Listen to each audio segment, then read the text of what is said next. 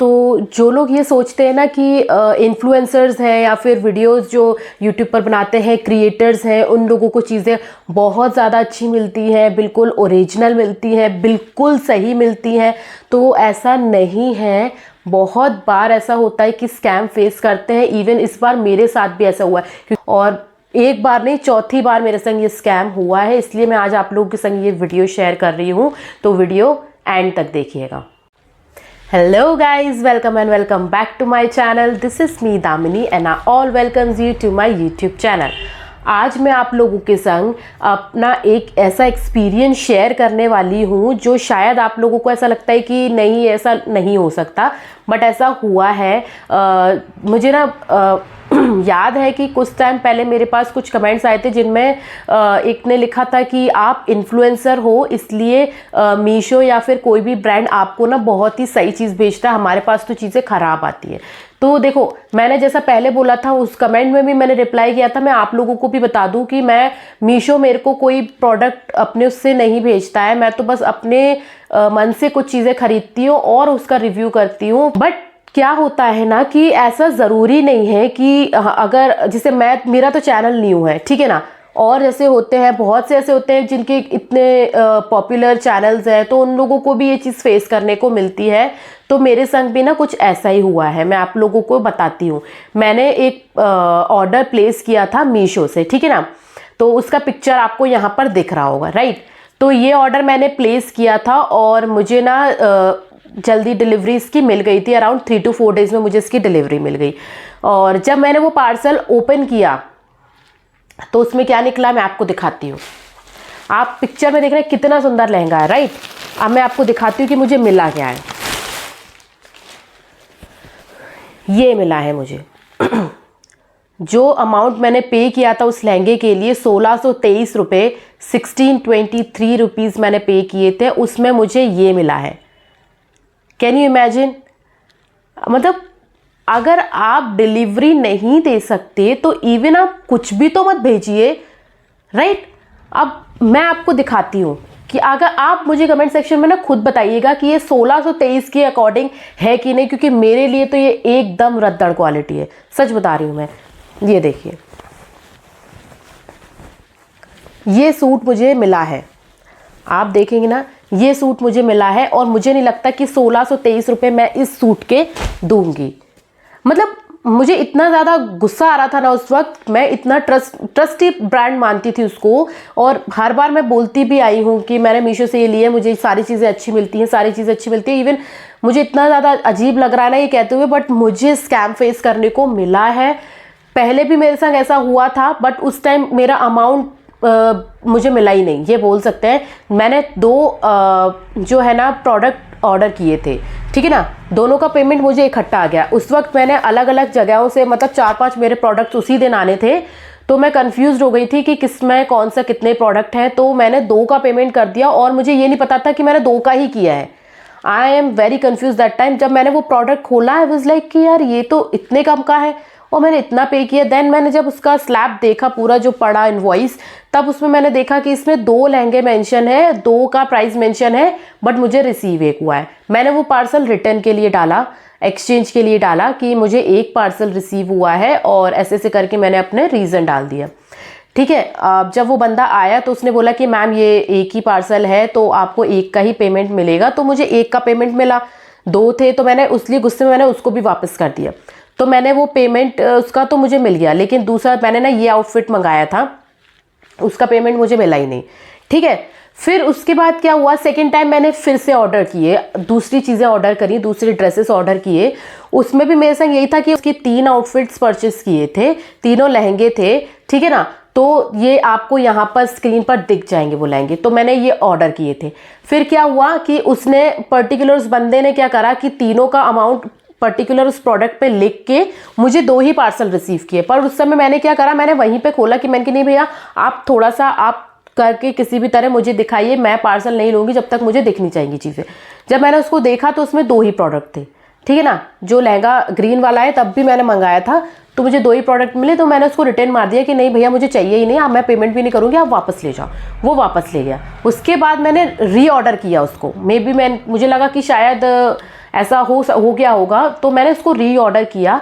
Reorder करने के बाद आपको मैं जो ये दिखा रही हूँ, मुझे ये रिसीव हुआ।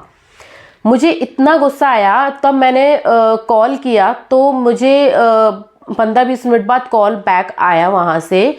तो उन्होंने बोला कि मैम आपका जो एक्सचेंज में प्रोडक्ट है वो पर्टिकुलर प्रोडक्ट से मैच नहीं खा रहा है, तो आपका जो क्लेम है वो आपको नहीं मिलेगा। उस वक्त मेरा इतना ज़्यादा दिमाग ख़राब हो गया था सुन के कि यार मुझे मेरा क्लेम क्यों नहीं मिलेगा, आप फ्रॉड कर रहे हो, आप स्कैम कर रहे हो और आप हम ही को दोष दे रहे हो, मतलब आप हम पे ही इल्ज़ाम लगा रहे हो।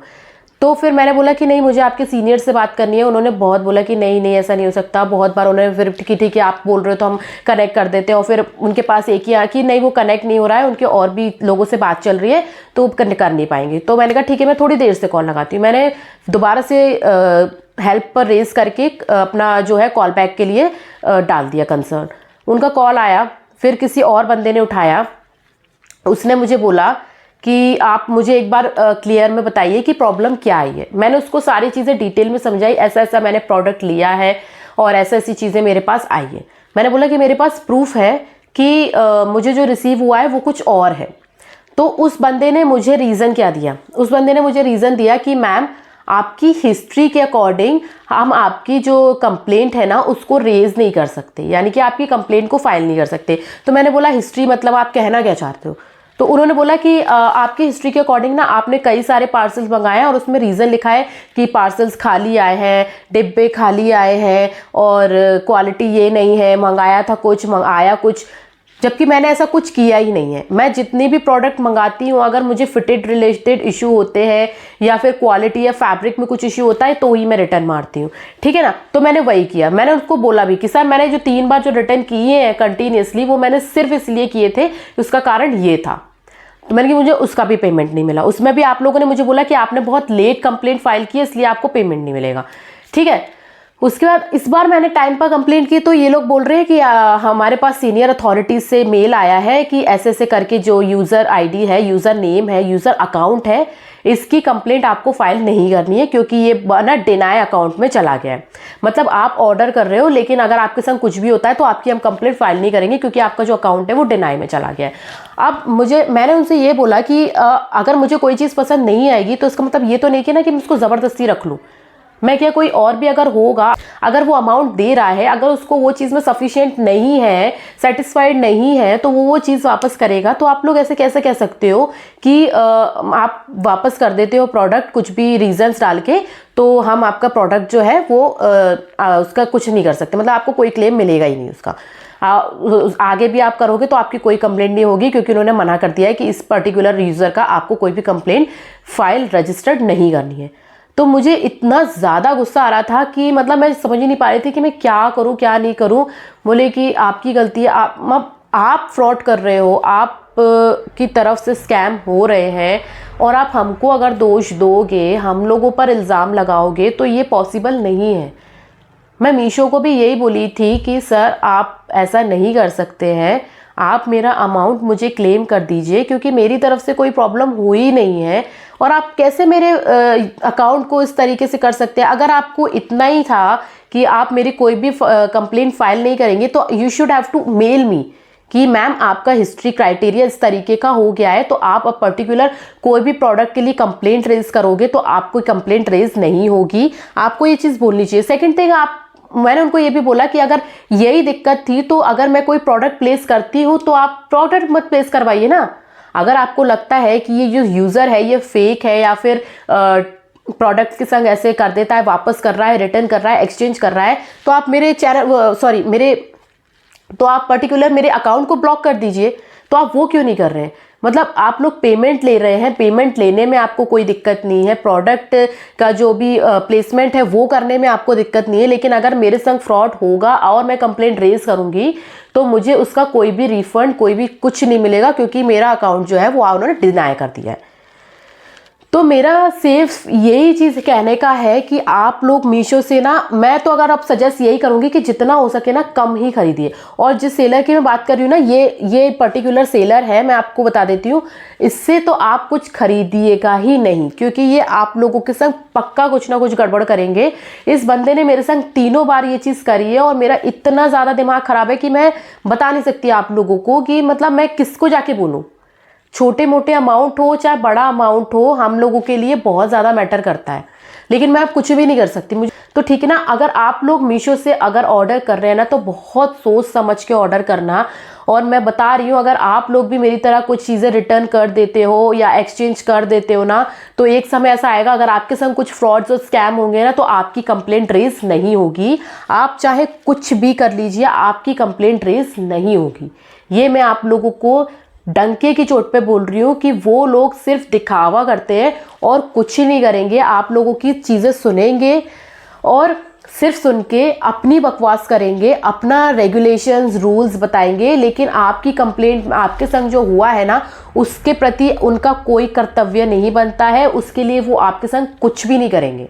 मेरे पास कोई चीज़ अच्छी आएगी मीशो से तो मैं आप लोगों को सजेस्ट करूंगी, बट इस चीज़ का आप लोग ध्यान रखिएगा। अगर आप लोग एक्सचेंज रिटर्न करेंगे, उसके बाद ये लोग आपके अकाउंट को किसी भी कारणवश आपके अकाउंट को डिनाई में डाल देंगे, फिर आपके संग आगे चल के कुछ भी होता है उसके लिए वो लोग जिम्मेदार होंगे ही नहीं। आप लोग अगर फ्रॉड स्कैम फेस करते हो, कुछ भी हो, लेकिन फिर वो आप लोगों की चीज़ों का रिप्लाई नहीं देंगे। इवन आप लोगों के लिए जो भी करना हो ना, वो भी नहीं करेंगे।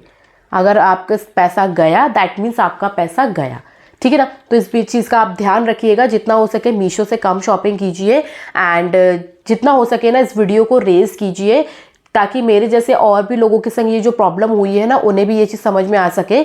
और जो अगर ऐसा कुछ कर रहे हैं, जिनको ऐसा लग रहा है कि यार ऐसा हो रहा है मेरे संग, मेरे भी रिटर्न प्रोडक्ट्स या एक्सचेंज प्रोडक्ट्स में ये चीज़ें हो रही हैं, तो उन लोगों तक भी ये वीडियो ज़रूर पहुँचाइएगा, ताकि वो लोग भी आगे चल के इस चीज़ के लिए अवेयर हो सके, ठीक है ना। सो या that's it for today. And अगर आपको मेरा वीडियो अच्छा लगा हो तो मेरे वीडियो को लाइक कीजिएगा, शेयर कीजिएगा, मेरे चैनल को सब्सक्राइब कीजिएगा एंड या don't forget to press the bell icon, ताकि मेरे सारे नोटिफिकेशन आपको टाइम पर मिल सके।